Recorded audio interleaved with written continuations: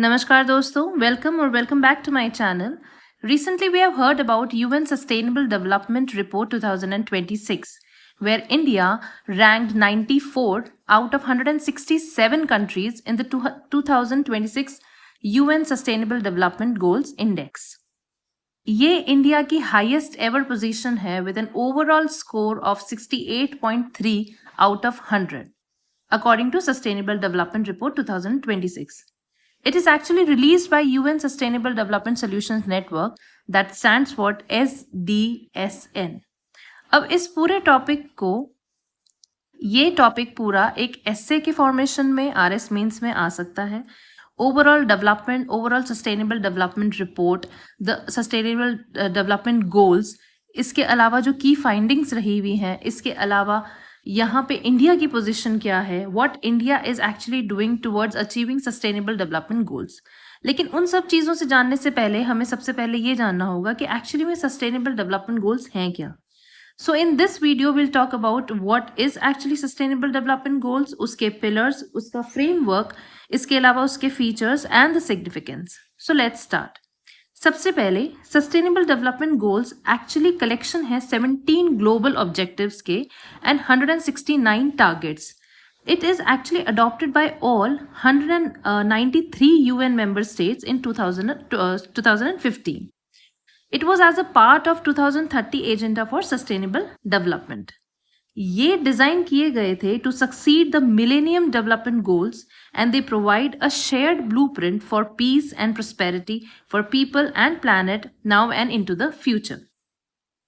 इन सब चीज़ों में सबसे पहले हमें जो क्वेश्चन उठता है वो है कि सस्टेनेबल डेवलपमेंट है क्या. सस्टेनेबल डेवलपमेंट बेसिकली वो डेवलपमेंट है that meets the needs of present without compromising the ability of future generation. It means we are living now, but for the future generations also, we have to maintain all these things so that they can also survive and they can also sustain the things in near future. Ability of the future generation to meet their own needs. Pure GDP growth से मतलब केवल pure GDP growth should not be the holistic achievement. It should be holistic human and planetary well-being. The motive should be holistic human and planetary well-being. So this is all about sustainable development goals का meaning. अब हम इसके pillars की बात करते हैं कि जो 3 मेन पिलर्स हैं, जो 3 कोर पिलर्स हैं. फर्स्ट इज इकोनॉमिक ग्रोथ, जहां पे इक्विटेबल वेल्थ होनी चाहिए without degrading the environmental resources. That should be the main target, main economic growth pillar, that is of sustainable development goals. Second is social inclusion. Fair distribution of healthcare, education, and rights should be. Social inclusion actually means the inclusivity of every person should get all the benefits from a particular scheme, should be approachable. They should get all the benefits from a particular government scheme or a particular government plan or project. They should be a part of it. That is known as social inclusion. And thirdly, environmental protection. Here we have to safeguard the ecosystem and also treating the resources as finite. We have resources. We are not denying the fact that we don't have resources. But इसका मतलब ये नहीं कि उनका unnecessarily use हुआ जाए या उनको आप irregularity of the usage of resources also. It does not tackle the future generations. आप अभी उन resources का इस्तेमाल कर लेंगे, लेकिन what about the future generations? So this is all about the environmental protection and the 3 pillars: economic growth, environmental protection and the social inclusion. अब जिस 5 dimensions पे framework पे काम करता है, that all stands with the P, and that is the reason we have 5 P's framework, that is the dimension. SDG की बात करें तो it actually focuses on the people. Here the 5 dimensions that includes is people, planet, prosperity, peace and the partnership. We can get a question on this in 5 markers, क्योंकि sustainable development goals के questions pre में भी रहे हुए हैं and mains में भी रहे हुए हैं, and it is useful for every single exam as well, क्योंकि this is a news and this is a major achievement as of, अगर हम रैंक की बात करें, because India has achieved a rank of 94 out of 167 और ये इसका highest ever position है. इसकी हम अगर मतलब की फाइंडिंग्स और उनको हम अभी बाद में डील करेंगे, लेकिन 2030 के हिसाब से जो हमारा एक गोल है सस्टेनेबल डेवलपमेंट को अचीव करने का, उसके हिसाब से हम अभी किस स्टेट पे हैं, क्या ग्रोथ हुई है, कहाँ हम लैक कर रहे हैं, वो इस पूरे डेवलपमेंट गोल्स का जो ये अभी इंडेक्स आया है उससे हमें पता चलेगा। लेकिन इन छोटी छोटी चीज़ों पे भी, जैसे उसके कोर पिलर्स हो गए या फिर उसके डायमेंशंस हो गए या फिर उसके फीचर्स हो गए, उन पे या फिर सिग्निफिकेंस पे we can get a 5 mark का question also, and we can also include all these things in our exam in answer writing form mains में। अब आते हैं हम इसके SDG के वापस से फ्रेमवर्क पे। यहाँ पे आप देखिए people, where we have the aim of ending poverty and hunger. If we talk about the planet, we have to protect the planet, protecting the ecosystem and the climate change. फिर उसके बाद में आता है prosperity, where prosperous life in the harmony with the nature should be the aim. Peace, of course, peace is very important. The peaceful, just and inclusive societies must be there. Equitable distribution of wealth, equitable distribution of resources should be there. Right from the very beginning, from the rich to the poor, everyone should have the benefit of inclusivity. Then we have partnership, mobilizing the global solidarity.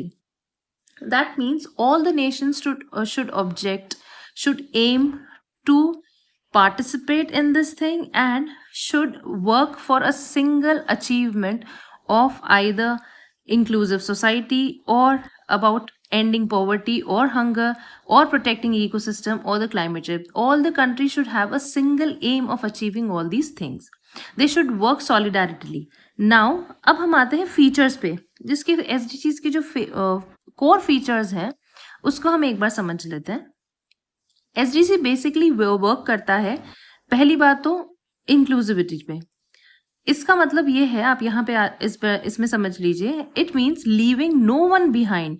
It actually means the benefit should reach most vulnerable and the marginalized people. Secondly, इसकी universality, it should apply to all the countries globally, जो मैंने अभी आपको बताया कि all the countries should aim towards one thing, to aim towards the sustainable development goals. यहाँ पे ये हर कंट्री पे लागू होता है, तो universality, it applies to all the countries globally. Then we have it's a comprehensive package, like for example multi stakeholder approach है. यहाँ पे सिविल सोसाइटी भी पार्टिसिपेट करेगी, प्राइवेट सेक्टर्स भी करेंगे, the government sectors are also working, so it's a comprehensive multi stakeholder approach. Then comes the interconnectedness. जितने भी goals हैं, be it be the hunger goal, be it be reducing the hunger और the poverty, और for the climate change or protecting the ecosystem or any other goals, they are interconnected, one led to the another.